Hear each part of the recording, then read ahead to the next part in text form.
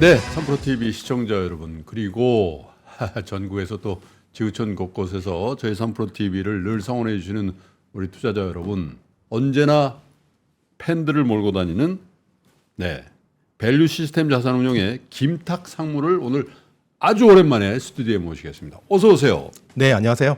반갑습니다. 좀 쑥스러우시죠? 아니요. 자연스러워요? 좀 어색하긴 한데. 네, 예전에 원래 저기서- 여기 앉았죠, 여기. 네, 맞습니다. 그죠? 네, 네. 네. 자, 오늘 본격적으로 주식시장 그리고 주식시장에서 돈을 버는 방법에 대해서 확실한 얘기를 좀 들어보겠습니다. 소속이 바뀌셨네요? 네, 네. 최근에 제가 회사를 옮겼습니다. 네, 더 큰 꿈을 품고 한 2달 정도 됐는데요. 여기는 네. 주로 주식 롱온리입니까 아니면 롱숏입니까? 롱온리, 롱숏, 롱온리? 뭐 메자닌 모든 전략을 다 하고 있습니다. 아. 고객분들에게 수익이 그래요? 되는 라면 어떠한 전략이든 하는 알겠습니다. 그런 운용사입니다. 네. 자, 한국 증시가 최근 들어서 순환매가 굉장히 빨리 일어나고 있어요. 뭐 최근에 뭐 유전 그 이슈도 있었습니다만 AI로 시작해서 전력기기, 밸류업, 화장품, 라면, 가스전 아주 백과쟁명입니다. 백과쟁명, 그죠? 네, 네. 이럴 때 어떻게 해야 돼요? 그러니까 저는 살아남는 전략, 이런 테마주 장세, 또 유동 이 순환매 장세에서 네, 사실 가장 해피한 거는 이 순환매를 적절히 섞어서 수익을 내면 제일 좋은데 저는 개인 투자자 분들한테 그걸 권하진 않고요. 예. 저도 사실 굉장히 어렵습니다. 그렇게 하기는. 그래서 본인이 그동안 공부를 했고 예. 잘 알고 그리고 관심 있는 섹터에 계속 집중하시는 게 오히려 중장기 성과는 좋지 않을까라는 그런 생각을 합니다. 나는 계속 집중했는데 네. 뭐 철강 철강. 지금 완전 지금 철강. 뭐 그런 거 옛날에 한때 좋았던 거 그냥 계속 갖고 그럼 안 되잖아요. 네. 그래서 그 어느 정도의 음. 그 손절매 가이드라인을 좀 가져가면 어떻게 해요? 좋은데요. 자, 획일적으로 딱 기관 투자가들은 대충 네. 지금 김탁 상무님 손절면 쳐본 일이 없으시겠지만 아니 많이 합니다. 많이 해요? 네, 수시로. 지금 내부 가이드라인 손절 가이드라인 몇 퍼센트? 원래 보통의 운용사의 손절매 가이드라인은 보통 마이너스 20에서 30%입니다. 20에 30 딱 네. 들어오면 이제 네. 컴플라이언스에 전화 오죠. 네, 사모님 전화는 안 오고요. 미리 이제 저희가 먼저 액션을 하고 만약에 액션을 안 하면 이제 전화가 오죠. 저는 메일이 옵니다. 메일이. 저는 네. 저 매니저 할 때 네네네. 우리도 한 25% 했던 것 같아요. 25% 근접하면은 요걸 이제 손절 칠까 손절 안 칠까를 결정해서 손절매 유예 보고서를 썼어요. 네네. 부장님한테 예. 요거 좀 봐주십시오. 요거 네네. 조금만 기다리면 갈 것 같습니다. 네. 그거 했는데도 더 빠지면 부장이 부르죠. 네, 그렇죠. 너 그만둬야 되겠다. 너 지금도 그만둘래. 같습니다. 예. 유예 보고서 쓰면은 이제 네. 들고 갈 수 있는데 네. 합당한 논리적 근거가 있어야 되고 더 이제 마이너스가 나면은 기본적으로 이제 리스크관리위원회가 열리고 굉장히 이제 피곤해지는 겁니다. 이제 위에 이제 탑 매니지먼트를 자주 본다는 거는 매니저한테 좋지는 않은 거거든요. 좋지 않죠. 네네네. 자꾸 뭐 사장방에서 오라 그러고 막 그러면 네. 시그널이에요, 그죠? 네. 근데 저는 개인적으로 기계적으로 손절매를 하기보다는 가급적이면 매니저들한테 유예 보고서를 써서 본인이 논리적 근거가 있어서 이걸 좀 가지고 가고 싶다 컨비션 있게 네. 그런 가급적 유예 보고서를 쓰는 쪽으로 저는 유도를 합니다. 저희 그렇군요. 매니저들한테. 네. 자, 손절 얘기는 그만하겠습니다. 별로 좋은 얘기는 아니라서. 그런데 어쨌든 이게 네. 주도주를 잘 잡는 능력이 탁월하시다 그래서 탁삼하신데 주도주 그 시점에 주도주라는 게 속성이 있다면서요? 네, 속성이 있습니다. 어떤 속성이 있어요? 그거 좀 알려주세요. 네, 이거 좀 중반부에 말씀드리려고 하는데요. 네. 5가지 속성이 있어요. 네. 그래서 혹시 자료화면을 지금 한번 보여드리죠. 네. 네, 자료 순서대로 한번 안 준비해 하겠습니다. 주세요. 네. 우리 김 프로님께서 네. 또 굉장히 이렇게 다이내믹하게 이제 질문 네. 주시니까 성격이 저도 급해요, 제가. 같이 하겠습니다. 네. 저는 나왔네. 주도주는 5가지 속성이 있다고 보고 있고요. 이거는 다양한 어떤 시장의 의견, 네. 그다음에 여러 가지 제가 좀 고민했던 부분들을 좀 믹스업했다. 그래서 이제 저희 경험치로 5가지 속성을 저는 갖고 있다고 보고 있는데 예. 일단 제일 중요한 거는 주가 수익률이 상위 20% 안에 들어야 된다는 겁니다. 일단 주가가 좋아야 됩니다. 그래야 주도주예요. 네. 이게 제일 중요하다. 예. 예. 그리고 두 번째는 일단 어닝이 서프라이즈 나야 됩니다. 어닝 서프라이즈가 나고 어닝 서프라이즈의 개념은 굉장히 브로드하지만 시장 컨센서스에 한 20% 상회한다. 예, 이게 바퀴벌레. 애널리스트들과 이 회사는 한 100억 벌 거라 그랬는데 120억은 벌어야 된다. 아, 그렇죠. 제일 좋은 게 20% 이상 상회. 그리고 이제 이게 기본적으로 바퀴벌레 이론이거든요. 뭐예요, 바퀴벌레? 바퀴벌레가 이제 한 마리가 보이면 굉장히 많은 이제 바퀴벌레가 있잖아요. 네. 한 번에 어닝 서프라이즈로 끝나지 않는다. 아하. 이 대표적인 게 엔비디아 같은 종목인 겁니다. 예, 끊임없이 서프라이즈를 한 번 나기 시작하면 엔비디아는 네. 바퀴벌레는 아닙니다. 예를 들어서 저희 대왕 뭐. 네네 그렇죠. 대양 바퀴벌레 날아다니는 네. 거, 날개 있는 뭐 네. 바퀴벌레인데요. 그 제가 바 선생 얘기를 너무 많이 했는데 그 기본적으로 첫 번째 어닝 서프라이즈가 났을 때 항상 주목해야 된다. 네. 그러니까 주도주가 저는 주도주를 굉장히 오랫동안 봐왔는데 어닝 서프라이즈가 없는 주도주는 없습니다. 그래서 최근에 이제 화장품에서 실리콘2 같은 회사가 네. 어닝 서프라이즈 나고 상한가 갔거든요. 네. 그 뒤로도 지금 주가 거의 50% 돌아. 그럴 때는 따라 사야 된다는 거예요. 따라가야 거기 주도주니까. 네, 따라가야 됩니다. 네. 그런 부분. 근데 많은 개인 투자자분들이 그날 수급 보니까 많이 파셨더라고요. 네. 네. 기관들은 그때 그냥 사거든요. 어. 그렇게 저는 이제 좀 접근을 네. 하고 있고. 그 세 번째는요. 계속 세 보여주세요. 번째는 차트. 세 번째는 네. 자료 계속 보여주세요. 네. 네, 세 번째는 밸류에이션을 너무 보지 말자. 그러니까 저는 사실 밸류에이션에 기반한 투자를 하고 있지만 하지만 주도주는 주가 모멘텀에 주목하자. PER가 무관하다는 겁니다. 네. 주도주는 싼 거가 아니라는 거죠. 네. 네. 싼 것도 있지만요. 네. PER 자체가 중요하지 않다는 겁니다. 그러니까. 트리거상. 네. 이 슬라이드 한번 봐주실래요? 예. 자, 역사상 주도주의 PER 볼까요? 지금 300배짜리도 있고요. 굉장히 천차만별입니다. 저 근데 뭐 엔비디아예요? 아니요. 그동안 주도주들을 모아놓은 오. DB 투자증권의 자료인데요. 예. 그동안 주도들의 PR을 모아놓으니까 기본적으로 이쪽에 많이 있잖아요. 그러네. 굉장히 천차만별입니다. 예. 물론 PR이 4배짜리도 있었지만 300배짜리도 있었다는 겁니다. 네. 그래서 우리가 PR에 너무 연연하지 말자라는 거고요. 네. 네 번째가 좀 제일 중요한 건데요. 일단 독보적 기술력과 글로벌 트렌드의 교집합. 이게 뭐냐면 일단 그 회사가 해자가 있어야 됩니다. 강력한 예. 해자. 예. 이 기술력에는 상품도 들어갑니다. 어허. 최근에 삼양식품의 불닭볶음면이 굉장히 강한 킬러 아이템을 갖고 있던 회사이기 때문에 예. 그렇게 좋은 주가 퍼포먼스 났고 어닝 서프라이즈가 지금 계속 나오고 있는 겁니다. 저희가 재작년에 그 불닭볶음면의 주인공이죠. 김정수 부회장님 그 네. 창업주 며느리분 있잖아요. 네. 그분을 스튜디오에 모셔서 인터뷰를 했거든요. 그때 같이. 그때 감이 확 오더라고. 좀 많이 담으셨나요? 넘어가겠습니다. 진행하겠습니다. 네네. 그리고 기술력을 갖고 있대. 또 글로벌 트렌드 이게 뭐냐면 TAM이라고 토탈 네. 어더레스 마켓 시장의 규모가 커야 됩니다. 너무 시장의 규모가 작으면 네. 아무리 기술력이 있더라도 주가에 그 슬링은 정해져 있다고 그렇죠. 보고 있거든요. 그래서 지금 그 전체적으로 시장 큰 물에서 놀아야 된다라는 네. 겁니다. 이 교집합에 이 카테고리 킬러. 네. 그래서 이게 엔비디아는 한미 반도체고요. 어허. 한미 반도체는 TC 몬더의 절대 강자. 어허. 네, 최근에 뭐 이원화를 한다 그래서 약간의 주가가 흔들리고 있지만 그 일단 절대 강자의 지위를 계속 네. 가지고 갈 것 같고요. 예. 엔비디아는 뭐 더 이상 제가 설명 안 드리겠습니다. 한반. 네. 동시에 많은 분들이 조금 놓치고 있는 게 이 쿠키 커터입니다. 뭐예요? 쿠키커터. 쿠키 커터는 원래 그 주방 용품이거든요. 우리가 쿠키를 미국에서 나온 미국 이제 영어니까 미국의 주방 가면 똑같은 쿠키를 만들어야 되거든요. 그걸 쿠키 커터라고 합니다. 그러니까 실제 이거는 비즈니스 용어로는 안 좋은 말이에요. 천편일률적이다. 천편일률적이죠. 그냥 뭐 굉장히 유니크한 면이 없다. 네. 하지만 저는 주식은 이 쿠키 커터 주식들을 굉장히 잘 봐야 된다. 예를 들면 단지 강력한 해자를 갖고 있는. 네. 예를 들어서 말씀드린 게 코스트코랑 치폴레인데요. 이 치폴레 한번 차트 보실래요? 햄버거로 향해 가고 있습니다. 네. 소위 말하는 쿠키 커터 회사들은 똑같은 매장을 찍어내는 거거든요. 그래서 폄하받을 수 있지만 그 매장 자체가 갖고 있는 경쟁력이 있다. 그러면 이 큐가 늘어나는 게 굉장한 해자고요. 코스트코도 마찬가지입니다. 매장만 열면은 대박이 나잖아요. 그러니까. 네, 그런 회사들을 잘 봐야 된다. 그리고 이런 회사들은 약점이 별로 없습니다. 네, 경쟁자가 나타나더라도 이 회사들은 그동안 많은 경쟁을 뚫고 왔기 때문에 단순히 쿠키 커터라고 하더라도 무시하지 말자. 이런 회사들은 저는 자녀분들한테 장기 투자를 권고하고 있습니다. 그러니까 코스트코를 지난번에 미국 출장할 때 그 코스트코에서 그 뭐 얘기해도 되겠네요. 도시락 있잖아요. 네네. 도시락으로 성공한 그 스노우팍스의 김승호 회장님하고 함께 코스트코를 갔는데 그분이 똑같은 얘기를 하시더라고요. 여기는요 실패할 확률이 별로 없는 매장입니다. 비즈니스 잘 된다는 거죠. 경제적 해자 엄청나고. 맞습니다. 야, 근데 진짜 코스트코 딱 들어갈 때는 네.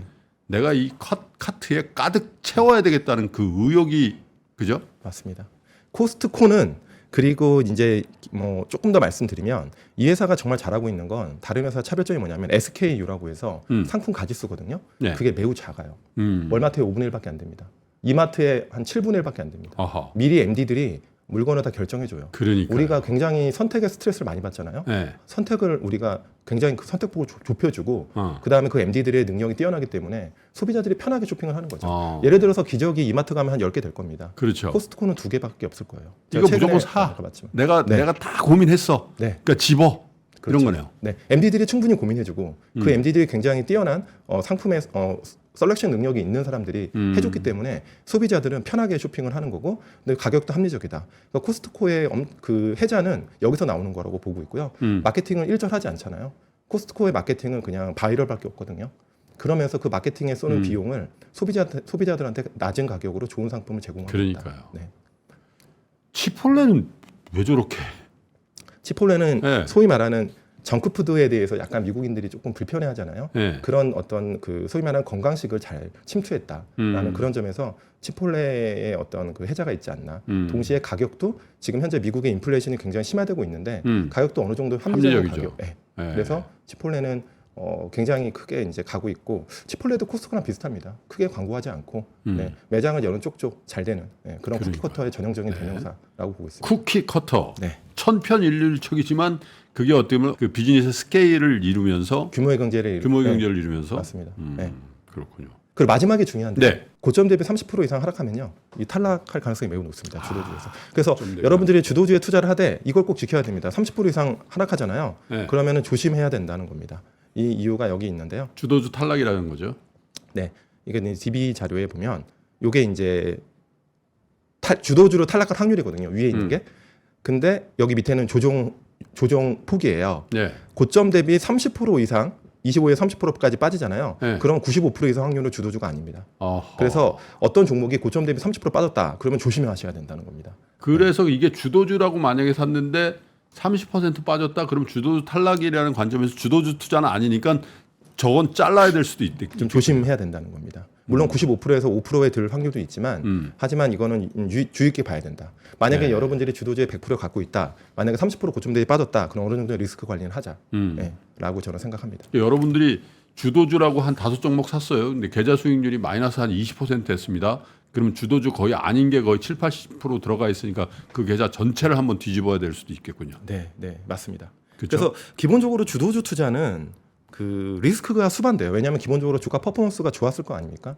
우리가 소위 말하는 락바텀 플레이, 이삭 죽기, 담배꽁초 줍는 그런 투자들과는 아예 결이 다른 겁니다. 일단 주가가 많이 서 있어요. 차트가 서 있기 때문에 항상 주의 깊게 봐야 된다는 거죠. 네. 가장 중요한 포인트는 주가입니다. 주가가 30% 이상 빠졌을 때 항상 주의하자. 네, 라는 거고요. 그리고 그냥 단순히 그럼 주가만 좋은 종목을 사자, 이건 주도주가 아닙니다. 이 세 가지를 잘 봐야 되는 거죠. 예. 어닝 서프라이즈, 그 다음에 독보적 기술력을 갖고 있냐, 네. TMM이 크냐, 네, 뭐 이런 것들, 네, 이런 것들이 교집합이 된다. 그러면 주도주의 가능성이 높고, 여러분들이 주도주에 투자를 해야 되는 이유는요, 저는 이렇게 보고 있어요. 세 가지입니다. 예. 일단 시간이 없습니다. 여러분 개인 투자자분들 시간 많습니까? 전업 투자자가 아니면 시간이 없어요. 그렇죠. 본업을 하셔야 되잖아요. 네. 네, 그래서 주도주만 공부하시라고 전 말씀드려요. 저건 시장이 사실 골라준 거예요. 맞습니다. 코스트코하고 비슷한 거예요. 네. 코스트코가 MD가 요 기저귀 2개면 돼. 네. 근데 시장이 이게 주도주야 보여준 거죠. 맞습니다. 주도주의 속성 첫 번째, 수익률이 20% 안에 든다. 네. 그럼 시장이 골라준 거예요. 그때부터 해도 된다는 겁니다. 예. 네. 그리고 소규모의 투자금으로 고수익에 가능한 겁니다. 주도주는. 보통 템버거들이 나오거든요. 네. 그리고 세 번째가 되게 중요한데요. 매도할 네. 수 있는 길을 충분히 줍니다. 주도주가 단번에 부러지는 경우는 없어요. 지금 보면 한미반도체도 그렇고 현대일렉도 그렇거든요. 근데 보면은 이 개별 종목 말씀드리긴 그렇지만 이렇게 고점 대비 30% 빠지면 바로 탈락. 네, 네. 이런 겁니다. 그래서 요거를 좀 말씀드리고 싶은데, 우리가 네. 과거의 역사들 한번 볼게요. 90년대 초반에 네. 혹시 기억나시겠지만 삼립이 주가가 거의 한 7, 8배 오르거든요. 불과 2년 만에. 삼립식품이요. 그때 당시에. 네. 아, 이거 또 김탁구라고 그걸 갖고 오셨어요. 자. 네, 삼립은 좀 애증의 주식인데 네. 아무튼 이때 7배 오르는데, 이렇게 주도주들이 한번 가면 이렇게 무섭게 간다는 거고요. 네. 소비재도. SK텔레콤은 지금 보시면 아시겠지만 2조에서 35조까지 한 17배 납니다. 불과 2년 만에. 이거 이제 그때 버블붐 때, 네. 닷컴 버블 때죠. 그리고 코웨이 굉장히 소비재 회사라고 무시했지만 이 회사가 불과 2년 만에 이 회사도 한 7, 8배 납니다. 그리고 장기적으로 10배 나는데요. 이때 이제 코웨이가 올라간 팩터가 그겁니다. 전형적인 쿠키 커터. 똑같은 어떤 코웨이 렌탈, 굉장히 심플하지만 새로운 비즈니스고 시장이 커지고 동시에 굉장히 많이 큐가 늘어나는 맞아요. 네, 그런 과정에서 그때 코웨이 PR이 5배에서 25배까지 오릅니다. 렌탈이라는 그 신개념, 그죠? 네, 맞습니다. 그리고 미포조선. 네, 네. 지금 조선주 쉬고 있는데, 미포가 어떤 종목이었냐면 2002년 말에 시가총액 600억이었거든요. 6조까지 100배 오릅니다. 네. 100배? 네, 100배 오릅니다. 3년 반 만에.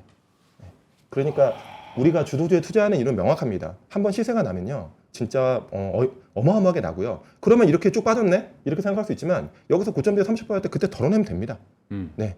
일단은 주가가 고점 대비 30% 빠졌다. 그럼 더 사면 안 된다는 겁니다. 네. 그러면은 우리가 안 좋은 좋지 않은 주식은 딱 하나. 주가 수익률이 안 좋은 주식에 너무나 많은 어마운트, 소위 말하는 투자금을 늘 리스크를 우리가 제어할 수 있는 거죠. 네.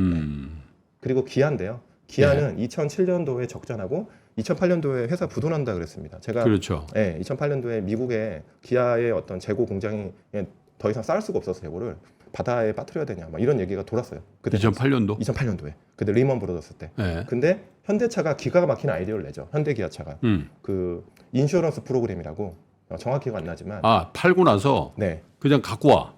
뭐 그런 거예요? 네. 근데 조건이 있습니다. 네. 실직하면. 그러니까 차를 팔았어요. 미국의 소비자가 차를 샀어요. 근데 너가 레이오프 되면 차 갖고 와 내가 사줄게. 그 프로그램을 해서 그 대박이 난 겁니다. 네. 그러면서 기아의 영업이익이 그때 2007년 적자나다가 2009년도에 1조, 네. 2011년도에 거의 한 4조, 5조 이렇게 납니다. 그러면서 K 시리즈 성공해버리죠. 네, 그렇죠. K7, K9. 맞습니다. 그죠? 네. 피터 슈라이어 영입하면서 그러니까요. K가 성공하고 회사가 달라졌죠. 올해 기아의 영업이익은 몇 조 정도 되신다고 생각하십니까? 한 10조? 맞습니다. 정확하십니다. 12조. 전 몰랐는데 그냥 네. 딱 찍어보면 감이 좀. 지금 12조. 12조. 네. 완전 격세지감이죠. 대단한 2007년도에 겁니다. 적자 내고 지금 뭐 한 15년, 16년 만에. 네. 그게 뭐 적자가 아니라 98년도에 크레도스 700만 원에 균일가 세일했잖아요. 기아. 그거 모르시죠? 크레도스. 네, 제가 모르는. 네. 크레도스. 네, 물론 차는 알지만, 네. 네, 제가 그때 고민했던 차는 아니었던. 네. 네. 야, 그러니까 주도주는 한번 잡으면 아까 그 10배거 뭐 아까 100배? 100배 미포에 100배. 네, 그런 걸 이제 뭐 증시용어로 우리 여의도에서 우리들끼리 대소바가 난다고 뭐 그렇게 표현을 하는데 지금이라도 네. 그러니까 저는 어떻게 해야 돼요, 그럼? 저는 개인 투자자분들한테 심플하게 말씀드립니다. 한미 사이언스도 1년 만에 10배 났거든요. 이때 예로 나오면서. 그러니까 우리가 지금 소위 말하는 주가가 서 있는 하이닉스도 정말 시클리컬 회사인데 불과 3년 만에 이것도 7배 오르고요. 그래서 최근에 주도도 2020년에 전기차였고 간단히 말씀드리면 21년도에는 그 소위 말하는 메타버스 뭐 이런 회사들 시세를 보면 거의 몇 배씩 나는 겁니다. 22년도도 이때부터 현대일렉이 움직이기 시작했고요. 네. 당산 움직였고 지금도 얘네들이 계속 주도주의 그 길을 하고 있고 23년도부터 한미반도체가 움직였고 올해도 한미반도체가 현대일렉이 상위권에 있다는 겁니다. 하나 에어로도 여기 있고 그래서 주도주가 쉽게 꺾이지 않는다는 겁니다. 대신 이 속성을 갖고 있어야 돼. 이 5가지 속성에 교집합이 돼야 된다는 겁니다. 자, 다시 한번 처음부터 안 보신 분들을 위해서 다시 그 표 한번 보여주세요. 5가지 속성. 네, 5가지. 다시 한번 제가 리마인드 해드릴게요. 첫 번째, 여러분들 그냥 사이트에 들어가서 여러분 HTS 보면 주가 수익률 상위 종목들이 있거든요. 그 상위 20% 안에 들어야 되고 그 회사의 분기 실적이 어닝 서프라이즈 그러니까 컨센서스의 20% 정도 상회하면서 밸류에이션 매력보다는 주가 모입니다. PER 이런 것 주도주에 너무 그 집착하지 말라는 거예요. 주가 모멘텀 그다음에 독보적 기술력과 글로벌 트렌드의 교집합, 경제적 해자, 그죠? 네, 맞습니다. 그리고 고점 대비 30% 하락하면 주저도 탈락 가능성이 농후하니까 그때는 추가 매수하면 절대 안 된다. 네. 이렇게 정리하면 되죠. 맞습니다. 그래서 저는 그래요. 그 개인 투자자들이 만약에 100%의 어떤 자산이 있다. 주식에 내가 100을 투자하겠다. 그러면 최소 30% 정도는 주도주로 갖고 가는 게 맞다고 봅니다. 어떤 제가 포트를 보면 주도주가 아예 없어요. 밑에 이제 굉장히 잠자고 있는 언젠가는 터지겠죠. 너무 그 바이더 딥을 많이 하시는 분들도 많은데요. 바이더 딥을 할 때는 조건이 있습니다. 그 회사를 정말 잘 알아야 됩니다. 이 회사의 사이클, 이 회사가 갖고 있는 경영 환경, 최소한 탑 매니지먼트의 어떤 기본적인 경영의 철학, 그다음에 IR과는 최소 한 달에 한 번에서 분기에 한 번은 소통하는 정도로 해야 바이더 딥이 성공하고요. 나머지 그 정도의 회사를 정말 딥하게 하지 않으면 바이더 딥보다는 트렌드 팔로잉, 소위 말하는 그 추세 추종, 추세 추정, 뭐 그런 윌리엄 오닐이든 뭐 기본적으로 그런 어떤 이 주도주로 따라가는 그런 매매가 수익률에는 도움이 된다고 봅니다. 야, 정영재님 정말 감사합니다. 아이고 다 떠먹여 주시네 꼭. 그냥 계속 떠먹여 드릴게요. 오늘은. 그러면 노하우를 지금 말씀해 주신 거죠. 네. 주도주 편승 전략의 노하우. 네. 필요한 이유도 말씀드렸고. 네. 그죠? 이런 거 하나 말씀드릴게요. 아까 예. 한미반도체, 그러니까 지금 제가 이런 종목들을 추천을 드리는 게 아니고 예. 주도주의 상승 일수를 이 보면 900일까지 가거든요. 100일을 미니멈으로. 그러니까 보통 600일, 500일 이런 여기에 굉장히 많다는 겁니다. 그래서 한번 주도주의 반열에 올라가면 쉽게 꺾이지 않는다. 600일이면 거의 3년인데. 그렇죠. 영업일수로 보면은 그 정도 네. 됩니다. 네. 지금 한미반도체 500일 정도 됐더라고요. 500일 좀 안 됐더라고요. 1년하고 한 4, 5개월. 네. 그러니까 거래일로 따지면 1년 정도고요. 네. 그래서 그 우리가 쉽게 파는 우는 범하지 말자. 네. 물론 주도주가 엄청 변동성이 크죠. 크지만 여러분들이 이 종목이 시장이 정말 크고 주도주의 속성을 갖고 있다고 하면 조금 인내심을 가지고 보는 것도 괜찮지 않을까. 네. 네. 자, 최근 양극화라는 말이 곳곳에 들리는데 이 양극화를 활용한 투자 전략이 있어요? 네, 있습니다. 제가 우리가 이제 보면 소비재들을 네. 이제 지금 우리가 투자를 함에 있어서 저는 지금은 양극화를 통해서 소비재를 투자하면 좋은 시기다라고 보고 있어요. 그 이유는 일단은 지금 고금리 고물가 상황이잖아요. 그러다 보니까 소비자들의 지갑이 좀 얇아졌다고 봅니다. 네. 얇아졌지만 우리가 또 플렉스는 하잖아요.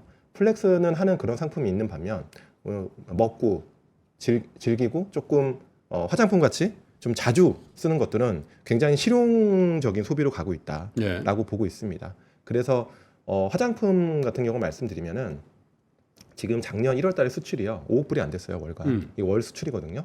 근데 지금 8억 불이고요. 네. 5월 달은 9억 불 넘어갈 것 같습니다. 지금. 네. 굉장히 팔린대요. 드라마틱하게 화장품 수출이 늘고 팔린데 있는데 그것도 네. 미국 이런 데서. 네, 맞습니다. 일본. 맞습니다. 지금 그 말씀 드리려고 하는 네. 건데요. 2019년 우리가 팬데믹 전에는 대부분 중화권이었어요. 이게 중국, 홍콩 합쳐서 60%인데 지금은 중화권 30%밖에 안 되고요. 그 밑이고요. 미국이 이렇게 올라왔습니다. 네. 거의 2배가 됐죠. 8%에서 16%. 야, 우리 기업들이 대단한 것 같아요. 왜냐하면 저 중화권이라는 게 설화수하고 후안입니까? 네, 네. 그저 보세 뭐죠? 뭐라 그러죠? 거기 보따리. 네, 그거였죠. 네, 그게. 따이공. 따이공. 네, 네. 근데 저건 질적으로 별로 좋은 건 아니잖아요. 따이공은. 사실. 맞습니다. 그래서 지금 우리 한국의 면세점들이 힘든 겁니다. 그러니까 지나치게 따이공에 의존한 비즈니스를 네. 해왔고 너무나 그게 쉽거든요. 따이공 비즈니스는 B2B 같은 성격이기 때문에 그래서 그런 지금 B2C가 되고 있는 지금 사실 개별 관광객들이 많이 들어오는 또 온라인 그런 몰로도 상황이잖아요. 또 잘 팔린다는 거예요. 올리브영 이런 거. 맞습니다. 그죠? 네. 완전히 바뀌었습니다. 소비 패턴이. 그래서 중요한 건 바뀐 소비 패턴 이런 어떤 실용성을 따지는 그런 소비 패턴에 지금 한국의 화장품이 정확하게 지금 맞아 떨어지고 있다는 거고요. 예. 미국이 왜 중요하냐면 전체 화장품 시장이 600조가 좀 안 되거든요. 예. 근데 미국이 여기서 30% 넘게 차지합니다. 네. 200조가 좀 안 되는 시장이에요. 정말 큰 시장이거든요. 근데 여기서 그동안 한국의 화장품은 명함을 못 내밀었어요. 대부분 프랑스, 이탈리아 예. 이쪽, 그다음에 캐나다 여기서 가져왔는데 지금 한국 화장품에 대한 니즈가 엄청 늘고 있다는 겁니다. 그것도 인디 브랜드가. 맞습니다. 그죠? 네, 인디 브랜드가 말씀드린 대로 실용적인 소비인 거죠. 예. 네. 지금은 화장품 소비할 때 브랜드를 안 따집니다. 요즘 그 소위 말하는 MZ나 알파 세대들은 딱 여러 가지 써보고 좋은 거 그냥 쓰는 겁니다. 그게 이제 3프로 TV 같은 데서 어차피 그거 콜마 거예요, 그 코스맥스 거예요, 다 얘기를 해줘가지고 저 용기 장사지 뭐. 네, 3프로 TV의 역할이 정말 네. 큰 것 같습니다. 네. 그러면 저 때는 그냥 저렇게 인디 브랜드 막 전성시대가 오면 콜마 코스맥스가 더 좋은 거 아니에요? 맞습니다. 네. 조금씩 다품종 소량 생산해서 네, 네. 이렇게 조금씩 납품하는 게 부가치도 높을 거 아니에요? 다 좋고요. 저는 기본적으로 이런 ODM 회사, 미국에서 잘하는 ODM 회사가 좋고 소위 지금은 미국 매출이 거의 없는데 네. 앞으로 늘어날 회사들 이런 회사들은 저는 여기서부터 굉장한 업사이드가 있지 않나. 네, 뭐 그런 회사들이고요. 최근에 이제 이런 뉴스를 한번 제가 갖고 왔는데요. 예. 한번 볼까요? 이 버몬트주라고 미국의 주인데 교내 자외선 차단제 수집법이 통과됐다는 겁니다. 예, 이 뉴스가 뭐 대단한 뉴스 같지는 않지만 저는 굉장히 의미가 있다고 보는 게 28번째 주로 통과된 거거든요. 미국의 주가 50개 정도 되잖아요. 저게 뭐예요? 소지법 소지하라는 거예요? 소지해도 된다는 거예요? 자외선 차단제를 네. 학교로 갖고 가지 못했습니다 옛날에. 왜요? 이런 어떤 기능성 화장품 이거 약으로 판단합니다 거의. 그래서 FDA 승인을 받아야 돼요. 선크림은. 맞아, 저거 드럭스토어에서 팔죠. 네, 그렇습니다. 그래서 요 차단제가 소지법이 통과된 이유가 네. 지금 피부암이 너무 많이 진단이 되고 있습니다. 버몬트주에 지금 매일 거의 10,000명 가까이 피부암 진단을 받고 있어서 미국은 하얀 피부는 약간 부의 상징이 아니잖아요. 약간 까무잡잡 선팅 태닝하고 그렇죠. 네. 이런 게 기본인데 그 피부암이 너무 많이 걸리니까 자외선 차단제에 대한 니즈가 늘어나고 있다는 겁니다. 근데 유독 또 한국 그 네. 선크림을 그렇게 좋아한다는데요? 맞습니다. 요 이유 때문이거든요. 네. 한국의 1인당 선 관련 제품 구매액이요. 작년에 거의 10만 원이에요. 한국 사람들이 이렇게 선 관련 제품을 많이 씁니다. 미국은 7,000원, 글로벌 평균 1,800원이고 중국은 1,000원이 안 됩니다. 아예 선크림을 쓰지 않는 거예요. 한국은 뭐 골프장에 가면 뭐 덕지덕지 그냥 뭐. 요즘에 그 야구 선수들도 엄청 많이 쓰더라고요. 네. 네, 옛날에 야구 선수들의 상징은 그냥 구릿빛 피부였는데 그러니까. 요즘에 그 야구 선수들 MZ 분들은 하얀 피부를 선호해요. 하얘요. 네, 네. 네. 그래서 이게 왜 중요하냐? 이만큼 우리가 선케어에 대해서 굉장히 많이 쓰고 그다음에 어려운 소비자라는 거죠. 네. 그러다 보니까 한국의 선케어 제품들이 좋은 가격에 정말 좋은 품질이다. 지금 보면 요 슬라이드 보시면요. 네. 선케어 제조국가 순위가 한국이 압도적은 아니고 프랑스보다 더 많이 출시 제품을 많이 하고 있어요. 1,300개. 어마어마한 숫자가 선케어가 나오는 거고요. 네. 저는 이런 부분들이 좀 낙수 효과가 있지 않나 그런 생각이. 아직도 안 늦었다고 보시는 거죠, 저런 거. 예, 저는 네. 이제 시작이라고 보고 있고요. 미국에서 지금 미국의 선케어 마켓이 지금 17%. 예, 글로벌이 이렇게 많이 차지하고 있습니다. 중국은 1,000원밖에 안 쓰지만 워낙 인구가 많아서 10% 정도. 예. 그다음에 한국이에요. 그래서 한국의 선케어 제품이 굉장히 품질이 좋다라고 좋은 가격에. 최고죠, 최고. 제가 네네. 보기엔 최고예요. 네. 최근에 보면 이 선케어 관련해 가지고 모멘텀을 받았지만 요거는 큰 모멘텀이고 최근에 미국의 화장품 관련 법안이 이제 7월부터 이제 상정이 되거든요. 작년에 발의됐고 그게 뭐냐면 이런 선케어 관련 제품들의 원료까지 다 공개하고 그거를 다 검수를 받아야 돼요. 그래서 이런 선케어 관련해서도 저는 이제 유기 선케어가 있고 무기 선케어가 있는데 너무 딥하게 들어가긴 하지만 무기 선케어들을 좀 주목해야 된다. 왜냐하면 유기와 무기의 차이를 혹시 아시나요? 몰라요. 아, 네. 유기 선크림은 이제 피부에 딱 스며드는 겁니다. 스며들어서 열을 피부가 갖고 있다가 그 화장품 원료가 갖고 있다가 방출시키는 거예요. 그래서 우리 몸에 흡수가 됩니다. 화장품이. 근데 무기는 그런 아연 같은 성분이에요. 소위 말하는 무기질이라고 하는 무기.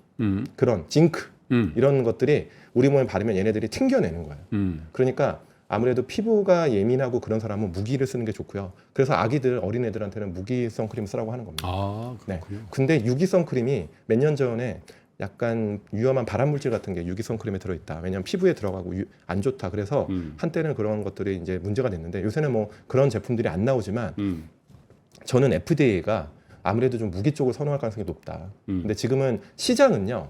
무기와 유기의 차이가 굉장히 큽니다. 대부분이 유기예요. 90% 80%가 유기 시장. 지금? 네, 지금. 그럼 미국에 가려면 무기를 갖고 와야 되네. 그러니까 저는 앞으로 무기 시장이 커질 수 있다고. 예. 대신 무기는 단점이 명확해요. 얼굴이 하얗게 됩니다.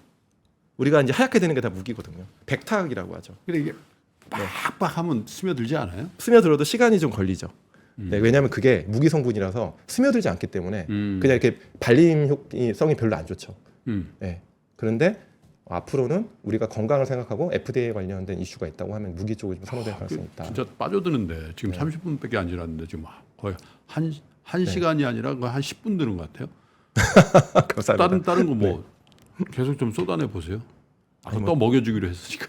예, 뭐 말씀 다 드린 것 같긴 한데 네, 아무튼 큰일 나요 방송 물량.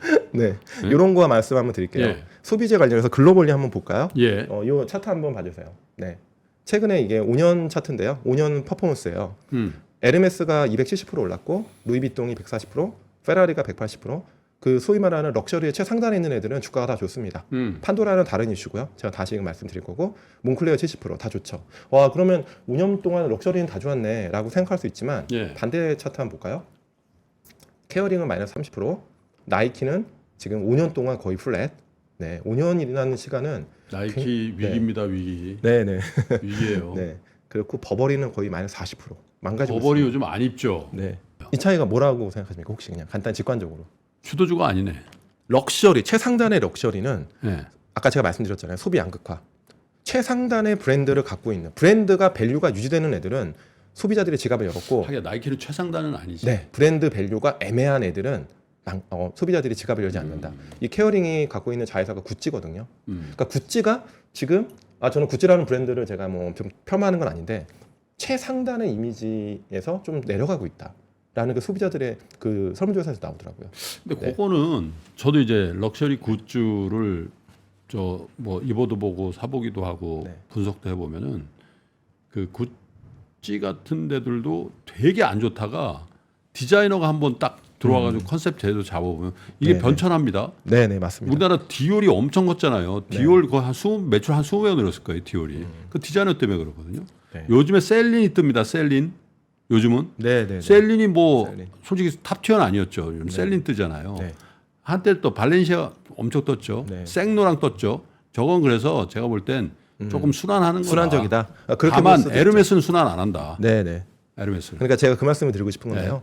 럭셔리의 최상단, 우리가 브랜드 밸류가 훼손되지 않는 애들은 장기 투자가 가능하고 네. 럭셔리가 한번 훼손된 애들이 리바운딩하기엔 시간이 걸리잖아요. 쉽지 않죠. 구찌도 올라올 수 있겠죠. 근데 구찌와 에르메스의 가장 큰 경영 전략의 차이가 네. 있었습니다. 그 차이가 뭐냐면 네. 구찌는 할인점에서 팔았어요. 상설 매장. 네. 할인했습니다. 그 구찌의 매니지먼트가 네. 그 기사가 몇 년 전에 있는데요. 우리는 소비자들한테 많은 물건을 팔겠다. 네. 우리는 구찌는 좋은 물건이니까 네. 합리적인 가격에 팔겠다라고 했고 에르메스랑 루이비통은 상설 매장에 들어가지 않았습니다. 네.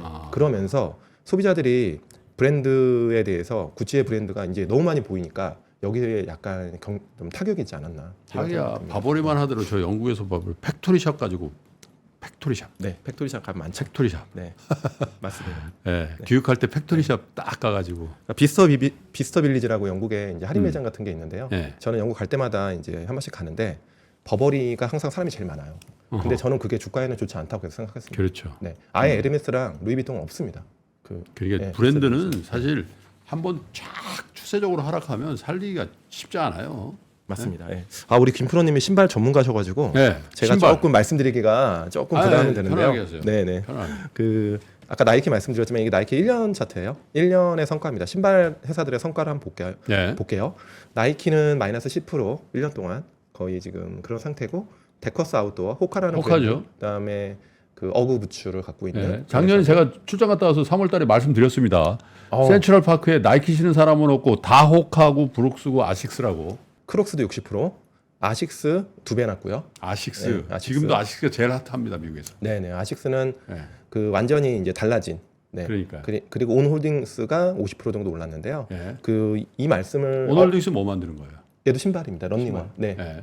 온이라고 지금 제가 지금 오늘 신고 네, 오늘 제가 신고 온 아. 겁니다. 제가 구독자분이 선물해 주셔가지고 네. 제가 신었는데 왜 이렇게 됐는지가 중요하거든요. 네. 저는 그래요.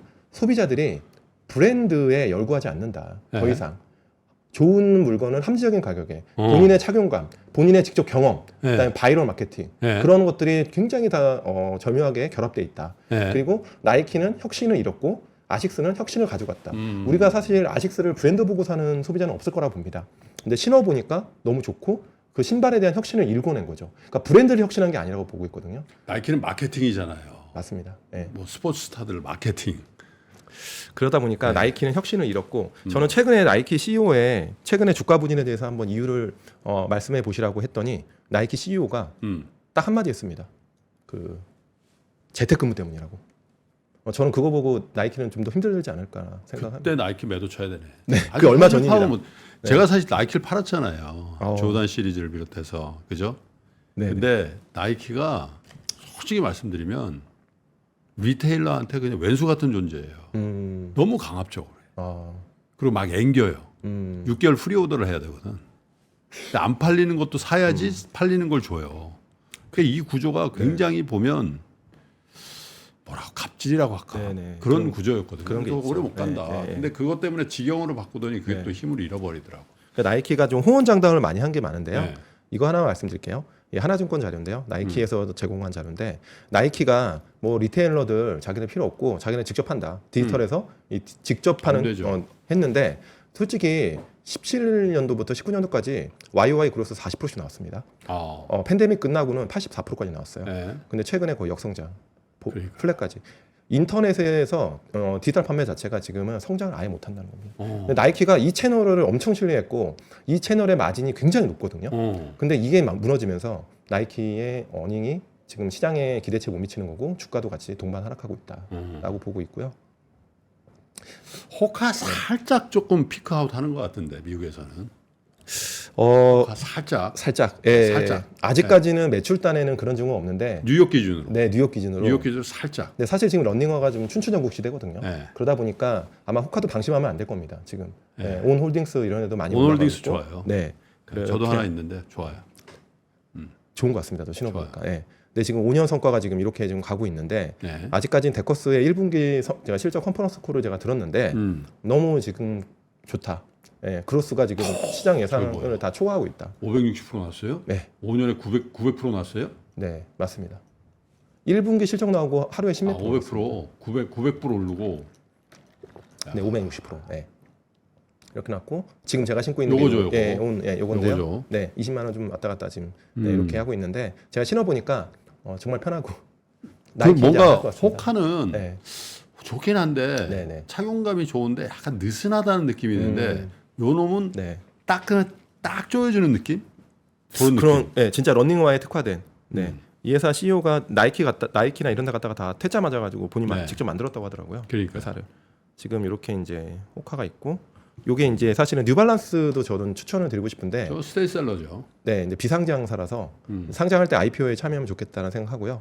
이 회사는 뉴발란스는 나이키는 신발을 만들어 놓고 우리가 좋은 상품이니까 사라 이런 거고 뉴발란스는 고객들의 볼에 개인 발 큐레이팅을 해줍니다. 그래서 그렇죠. 너희들의 발에 피팅해줄게라고 네. 굉장히 고객 친화적인 그런 느낌이고 크록스는 좀 의외인데 이거 런닝화는 아니잖아요. 크록스는 우리가 편하게 다양한 용도로 신는데요. 근데 이제 최근에 헤이티드라고 약간 저는 그 힙한 감성으로 추천을 드리고 싶고 크록스 주가도 지금 계속 좋은데 크록스는 일단 요런 트렌드거든요. 민희진 대표가 이제 기자회견 때 크록스 신발 신고 여기서 다 절판됐거든요. 옷들은. 네. 크록스 신발 신고 있다. 약간 힙함이 있다라는 거고 그러면 여기서 밸류에이션을 한번 제가 간단히 정리드렸어요. 여러분들 네. 직접 찾아보시면 힘드니까 약간 이거는 좀 유동적이라 최근 주가에 따라서 좀 바뀔 수 있다라는 부분을 말씀드리고요. 나이키의 시가총액이 지금 1,400억 불인데 저는 나이키의 시가총액이 서서히 잃어가면서 데커스, 온앤온, 스케쳐스, 크록스들 나눠가는 구조로 간다. 여기 아식스는 제가 못 넣었는데 PER이 나이키가 아직 25배고 데커스가 35배예요. 온은 100배가 넘습니다. 그렇기 때문에 멀티플에 대한 부담은 분명히 있다. 하지만 매출 그로스가 데커스 한 20-30%, 오는 50%씩 성장하고 있다. 네. 그래서 우리가 매출 성장률을 좀 주목을 하면서 좀 접근하면 좋겠다. 그리고 스케쳐스는 성장을 못하기 때문에 옆에 초반, 크록스도 매출 성장률은 잘 안 나와요. 안 나오지만 저는 이 OPM에 주목합니다. 20%. 좋은 OPM을 갖고 있습니다. 그래서 11배, 10배 초반, 최근에 올라서 13배 정도 될 겁니다. 그래서 저는 밸류에이션 싼 애들 한번 보고 여기서 약간 밸류에이션이 부담스럽지만 성장이 많은 애들을 주목해서 계속 보시면 좀 재밌는. 근데 신발은 변합니다, 여러분. 신발은 변해요. 예전에 뭐 한때는 저 필라가 또 한때 유행이었죠, 그죠? 맞습니다. 그래서 근데 유행은 바뀌는데, 그러니까 저는 아까 말씀드린 대로 이 양극화는 오래 갈 것 같다. 그러니까 소비자들이 브랜드를 보고 사는 시대는 끝났다. 화장품도 네. 그렇고 신발도 그렇고 본인의 직접 경험, 그다음에 바이럴 마케팅, 그다음에 여러 가지 힙함, 어떤 감성, 실용성 이 모든 것들이 접목되는 그런 시대가 왔다. 이런 말씀을 드리고 싶은 겁니다. 네. 친환경 컨셉은 좀 퇴락한 겁니까? 여러분 ESG 한 3년 전에 ESG 뭐 진짜 이런 표현 하면 안 되지만 뭐 모든 사람이 다 ESG 하더니 요즘 네. ESG 얘기하는 사람이 없어요. 네, 맞습니다. 네. 안타까운데요, 저도. 친환경 컨셉. 네. 네. 친환경은 끝나지는 않았지만 네. 주가가 좀 빨리 달린 측면 그리고 이제 우리가 이제 약간 현실적으로 아무래도 지금 고금리 상황에서 네. 펀딩의 이슈 뭐 여러 가지 그런 어떤 자금 소요에 대한 그런 이슈 때문에 좀 슬로우한데요. 아까 요 부분 하나 말씀드리면 화장품 안에서도 에스로더나 로레알 요거 마지막 말씀드리고 네. 요게 이제 결국에는 브랜드에 파편화돼 있다. 에스로더는 브랜드 하나만 고집했다라는 거고 로레알은 똑같은 시기에 5년 동안 100% 올랐다. 네, 같은 화장품이지만. 같은 화장품인데. 네. 로레알은 이렇게 많은 M&A 역사를 갖고 있습니다.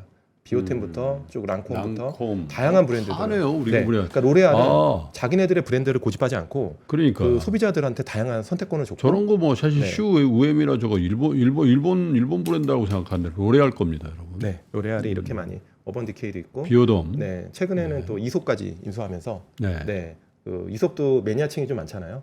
네, 그렇게 브랜드를 확장한 결과가 네, 요 파이낸스 여기도 있죠, 요 상가에도. 네네. 네. 이게 이제 아까 말씀드린 화장품의 퍼포먼스요. 중소형 엘프 뷰티가 지금 거의 5년 동안 1,500%. 네, 거의 뭐 엔비디아보다 더 많이 올랐다라고 그러니까요. 말씀드릴 수 있고, 실리콘투는 중소형주를 유통하는 회사. 예. 네. 그리고 아이패밀리는 중소형의 강자, 소위 말하는 가벼운 틴트, 네, 이런 거를 활용하는 회사들이 잘 파는 회사들이 주가가 좋았다라는 말씀드리고, 아까 말씀드린 친환경 ESG 관련 요 말씀드리면 시간이 많지 않으니까 예. 이 판도라라는 회사인데요. 판도라 많이 선물해 보셨나요? 판도라 이거 참 저는 그런 계열은 아니잖아요, 아시지만. 이렇게 선물을 아니 그런 계열이 아니에요. 아 그런 게 저는 그런 계열은 아니에요. 예. 네네. 악세사리 차고 막 그런 계열은 아니에요. 네네네. 근데 아마 대부분 네. 여자 구독자님들은 집에 하나 정도는 있지 않을까. 네, 집에 하나 정도 있지 않을까 합니다. 그래서 이 판도라가 예. 네. 이렇게 올랐는데 예. 이 판도라가 오른 이유가 바로 이 요겁니다. 물론 그 참도 잘 되고 있지만 네. 이 랩그로운 다이아몬드라고 랩그로운 다이아몬드가 말 그대로 랩 연구실과 그로 만들어지다 랩에서 만든 다이아몬드입니다. 요 다이아몬드를 지금 판도라가 굉장히 그로스가 좋다. 그게 뭐 랩그라운드 어려운 얘기를 하죠. 그냥 페이크 다이아몬드네요. 그러니까 우리가 예전에 인조 다이아몬드라고 그러니까. 해서 좀 안 좋았잖아요, 인식이. 네. 근데 요즘에 저는 이런 말씀드린 거죠. ESG 기업이 친환경이 아니라 이런 회사가 친환경이다라는 네. 거죠. 왜냐하면 천연 다이아몬드 하나를 캐는데 물이 얼마나 들어가는 줄 아십니까? 그렇긴 하죠. 물이 500리터가 들어갑니다. 네. 1캐롯 캐는데. 네. 그리고 땅을 6톤을 캐야 돼요. 6톤 뒤집어야 돼요, 아예. 뒤집어야 되기 때문에. 근데 렉그로운 다이아몬드는 물이 한 10리터밖에 안 들어가거든요. 기계에 식히는 거 말고. 그러다 보니까 렉그로운 시장이 작년에 2022년도에 16조에서 16년에 1조 시장이었어요. 그로스가 엄청납니다, 지금. 오 마이 갓. 그리고 2030년에는 지금 66조. 네. 이 엄청나게 커지는 시장이 됐다. 예. 네. 거기서 이제 판도라가 렉그로운 다이아몬드를 굉장히 수요가 많다. 오, 탄탄하다. 그러니까 천연 다이아몬드 가격이 확 빠져버리네요. 네, 지금 30% 빠졌습니다. 천연 다이아몬드는 쉽게 반등 못할 것 그리고 같습니다. 저 인권이 또 개입되잖아요, 저기 다이아몬드 그 광산. 맞습니다. 예. 네. 그리고 다이아몬드의 가장 그 매장량이 많은 곳이 러시아입니다. 네. 그래서 미국에서 러시아산 다이아몬드에 대해서 약간 금수. 반감도 좀 있고요. 네. 그리고 분쟁. 네. 네. 저는 분쟁인데 좀 식상할 수 있어요. 그 분쟁이면은 딱 떠오르는 종목이 뭐 어떤 종목이 떠오르시나요, 김 프로님? 방산이죠. 뭐. 방산이죠. 네. 네, 방산도 저는 장기적으로 계속 좋게 보고 네. 말씀 많이 드렸지만 저는 약간 다른 아이디어로 이게 이제 어떤 그림인 것 같나요? 보시기에는 이게 수에즈 운하거든요. 수에즈 운하의 1869년도에 익명회화가 그린 건데요. 네. 수에즈 운하는 사실 프랑스가 이집트와 같게 만든 건데요. 보면은 이제 터키랑 프랑스 국기가 있는데 네. 이때 이제 만들고 보면은 이제 이집트 사람들이 정말 많이 죽었어요. 이거 만들다가 네. 최초의 네. 인간이 만든 수로입니다. 네, 보통 물길이 자연스럽게 되는데 그래서 이제 수에즈 운하가 뚫리는데 이게 어떤 의미를 갖고 있냐면 지금 이렇게 생겼거든요. 1년에 운항료 10조. 요걸로 이집트가 먹고 사는 건데 지금 이제 항공모함이 지나가고 있네요. 자, 요게 이제 수에즈 운하가 개통 전에는 요렇게 돌아갔다는 거죠. 유럽에서 그렇죠. 이렇게 남아프리카 네, 공화국 네. 이렇게 해서 이렇게 이제 아시아로 왔는데 요거 뚫어가지고 이제 여기서부터 여기 이제 딱 요 수에즈 운하 통해서 유럽과 인도, 아시아가 연결이 되면서 엄청나게 많은 그 경제적인 그 혜택을 받았는데요. 그렇죠. 지금 로테르담에서 싱가포르를 수에즈 운하 이용하면 34일입니다. 과거에 이 희망봉을 통해 가면 43일, 9일이나 단축시켰다라고 하면서 영국이 정말 많은 수혜를 받았는데요. 제국주의 시대 때. 그래서 수에즈 운하가 한번 이렇게 막히면 그렇죠. 이때 하루 막혔는데 이게 대만의 에버그린. 그 에버그린. 네, 맞습니다. 에버그린. 네. 그래서 저 메이드 인 재팬이에요. 예, 맞습니다. 예. 네. 그래서 지금도 소송 중인데요. 네. 요거 막힐 때 하루에 유가가 5% 올랐습니다. 네. 그러니까요. 예, 운하가 막히면서. 네. 그래서 메이드 인 재팬 맞나? 이마바리 조선소 거 아닌가 저게? 일본 거 맞습니다. 일본 거 맞죠? 선사는 대만 거고요. 네. 대만 회사고. 그래서 수에즈 운하가 지금 이렇게 이제 가야 되는데 자꾸 여기서 이제 공격을 하는 겁니다. 이제 홍해를 지나가는데 그렇죠. 여기서 예멘 후티 반군이 웃을 일은 아닌데 네. 심각하게 아직도 지금 전쟁 중이잖아요. 네. 계속 분쟁 중이니까 여기서 공격을 하니까 지금 이렇게 지금 영국의 유선이 미사일 맞고 기름도 막 흘리고 이렇게 지금 이런 상황이 일어나는 겁니다. 그래서 이란이 지금 여기서 이 호르무즈에서 지금 계속 위협을 하는 거거든요. 이란이 여기 막는다 이러면서 여기 막는다 여기 막아버리면 어떤 일이 일어나면 하루에 우리가 2,100만 배럴의 그 석유를 소비해요. 여기서 그 2,100만 배럴이 오고 가는 거거든요. 글로벌 석유 소비 20%입니다. 그러니까. 네. 그 사우디 700만, 이란 300만인데 또 우리나라는 좀 네. 큰일 나죠, 저런 거. 큰일 납니다. 네. 천연가스도 30%가 하루에 왔다 갔다 하는 겁니다. 그래서 호르무즈 해협이 만약에 막힌다. 그러면 유가가 250불 간다. 파나마 운하도 말씀 한번 드릴게요. 예. 파나마 운하도 요건 아메리카에 있는 거잖아요. 이제 1880년도에 이제 프랑스 팀이 공사를 했는데 말라리아로 2만 명이 죽고 중단됩니다. 네. 항상 프랑스가 먼저 시작을 해요. 근데 그러다가 이제 여기에 모기가 영국이 너무 뺏어버리죠. 네, 그렇죠. 영국이나 미국이 이제 이것도 미국이 네. 필요하니까 자기네들이 여기서 만나야 되니까 다시 재기해서 또 6천 명이 죽지만 결국에는 14년도에 완공했고 통행료가 5만 불이 납니다. 여기는 이렇게 지나가는데, 네. 그 디즈니 크루즈 같은 애들한테 더 받습니다. 파나마 자기 마음대로 받거든요. 그러니까요. 30만 불 받고요. 그리고 이런 모험가 같은 분한테는 36센트밖에 안 받아요. 네. 헨리버턴 이분은 이제 수영해서 가서 그럽니다. 지금 이 물동량이 예.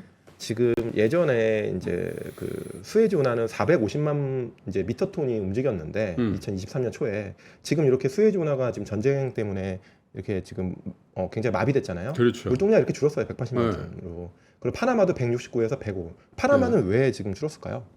왜 그러죠? 이 기후 변화입니다. 이 가뭄. 파나마는 물의 수위를 통해서 이동을 해야 되는. 물이 없어요? 네, 비가 안 옵니다. 여기 지금. 그래가지고 가뭄이 지금 계속 지속되고 있는 겁니다. 그래서 이렇게 많이 준 겁니다. 40% 가까이. 그래서 희망봉이 지금 2배가 늘었어요. 그러니까 지금 엄청나게 많은 배들이 돌아가고 있다는 겁니다. 그럼 남아공을 사야 되는 거 아니에요? 남아공 주식? 희망봉이 남아공에 있잖아요. 거기에 정박을 하는 데가 있고 안 하는 데가 있는 것 같아요. 그런가? 아, 거기 근데 거기는 정박하기가 굉장히 힘들어요. 이렇게 낭떠러지라. 네네네. 맞아요.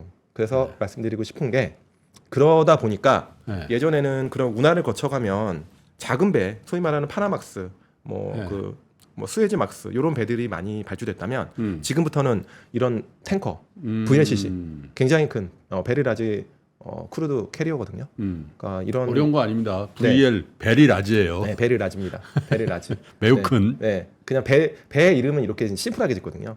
이런 탱커라고 보통 하는데 그동안 탱커 발주가 거의 없었어요. 거의 없었는데 지금 보시면 지금 올해 탱커 발주가 지금 늘고 있다. 네. 네. 조선주 좋은 거예요. 네, 탱커 잘하는 배들 조선사들이 전 수혜를 받을 것 같고, 네. 근데 이미 조선사들은 지금 거의 4년치 지금 수주를 다 그럼 받아놨어요. 왜 이렇게 안 올라요? 짜질짜질 오르던데. 일단은 대형주 중에 좀 악재가 있었고요. 네. 그 블락딜이 좀 있었고, 네. 그리고 지금 일단 섹터 로테이션상 조선주는 아직 간택을 못 받은 것 같고요. 그리고 5월달 그러다 상승상 끝날 것 같다는 두려움. 저는 조금 봐야 된다 더. 봐야 된다 보고 있고 5월달 수주가 중국이 지금 싹쓸이했어요. 그래가지고 지금 걱정을 하지만 5월달은 중국 선사가 중국 배들한테 낸 겁니다. 그래서 걱정 안 하셔도 된다. 지금 그 5월달 수주 얘기 많이 하시는데 저는 이제 2분기 말, 3분기부터는 한국의 조선사들이 지금부터 받는 거는 5년 후거든요. 4년 후거든요. 그럼 지금 2024년이잖아요. 2028년도 겁니다.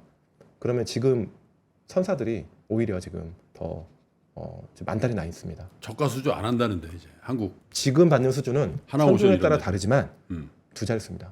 마진. 마진이? 네.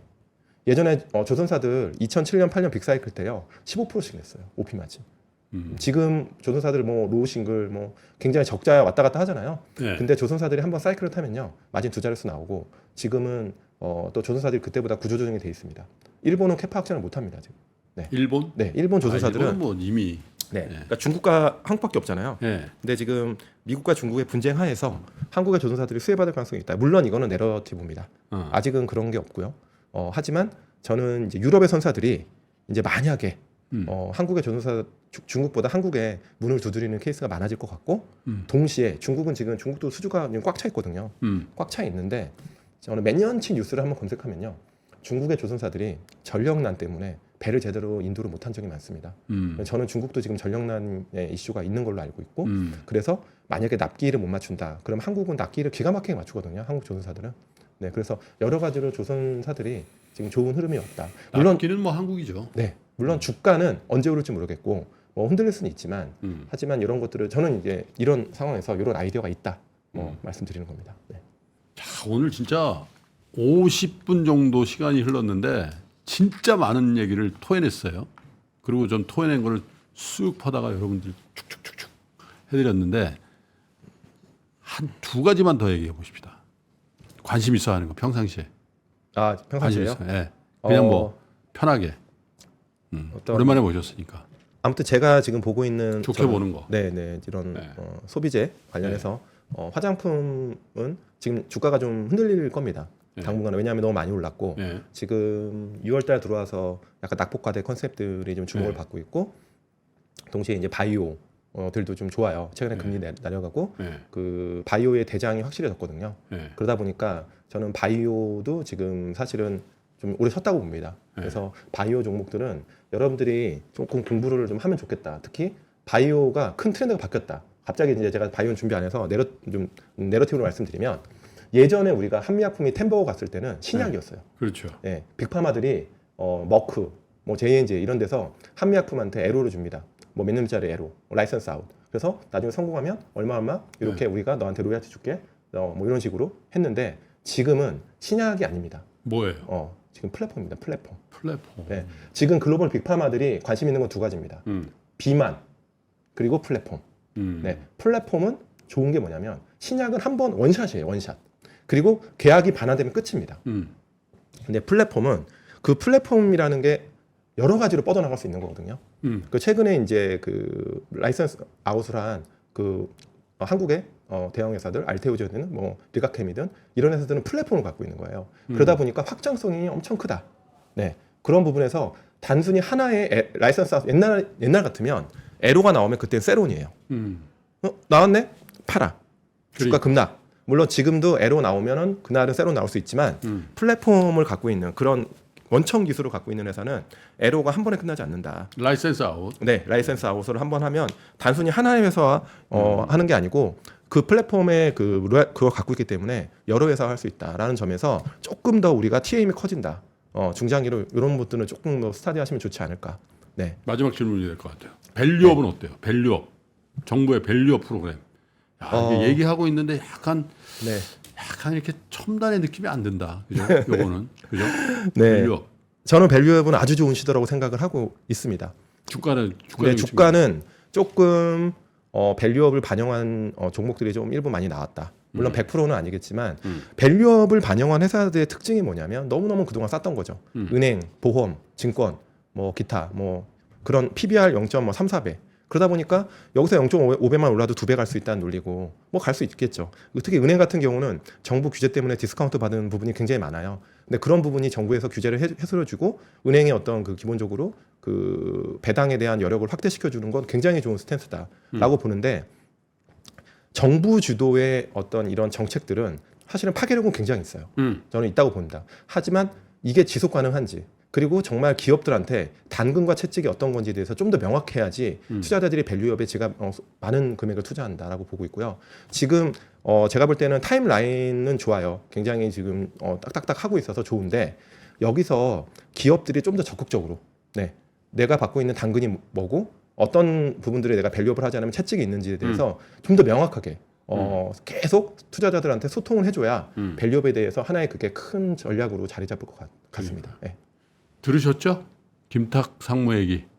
그 정보 관계자 여러분들도 지금 요 정도 가지고는 안 된다는 거잖아요. 할 때 확실히 해야 됩니다. 그리고 기업체들도 그거 어차피 상장시키셨으면 뭐 주주들하고 같이 가셔야지. 그렇잖아요. 네, 그래서 맞습니다. 괜히 참고 하다가 마지막에 하면서 괜히 그럴 필요 없고 제가 볼 때 어차피 해야 될 거 주주 환원이라든지 자산 소각이라든지 뭐 그죠? 배당률 높인다는 거 뭐 이런 것들도 그냥 선제적으로 딱딱딱딱 하면서 IR 강화하고 그죠? 그런 거 하면 주가 오르면 다 좋잖아요. 그죠? 그러니까 저는 그동안 한국 증시가 디스카운트 받았던 요인이 크게 두 가지인데 그 거버넌스 이슈랑 그다음에 두 번째 이게 거버넌스 이슈랑 이것도 연결되는 건데 대주주와 소액주주의 이해관계가 일치하지 않는다는 거거든요. 네, 그런 부분을 일치시켜 줘야 된다고 생각합니다. 그러니까 주가가 오르는 걸 싫어하는 그런 대주주와 오너들이 조금 생각을 바꿔서 그렇죠. 그 무리하게 상속을 하고 이런 부분에 대해서 법률적으로 정부도 좀 지원을 해주고 동시에 소액주주와 대주주의 이해관계가 맞아떨어지는 게 어떤 것들이 있는지를 고민하면 저는 당근도 주고 채찍도 줘야 돼요. 네. 채찍만 막 주면은 나가버리지. 그러니까 당근도 줬다가 그죠? 맞습니다. 네. 시간이 다 됐네요. 네, 우리 김프로님이랑 같이 재밌죠? 한 건 처음인데 저도 시간 가는 줄 모르게 네, 즐거웠습니다. 네. 네. 주말 같은 수요일 저녁이잖아요. 그래서 제가 오늘은 조금 오버하면서 오랜만에 나오신 김탁 상무님과 좀 유쾌하게 진행을 해봤습니다. 좀 어색하셨더라도 이해를 해주시고 저는 다음번 깊이 있는 인터뷰 시간 잘 준비해서 또 다른 좋은 인터뷰 여러분과 함께 할 것을 약속드리면서 이렇게 인사를 드리겠습니다. 탁상무님, 탁사마님, 네. 고맙습니다. 네, 감사합니다. 다음에 또 뵐게요. 네, 알겠습니다.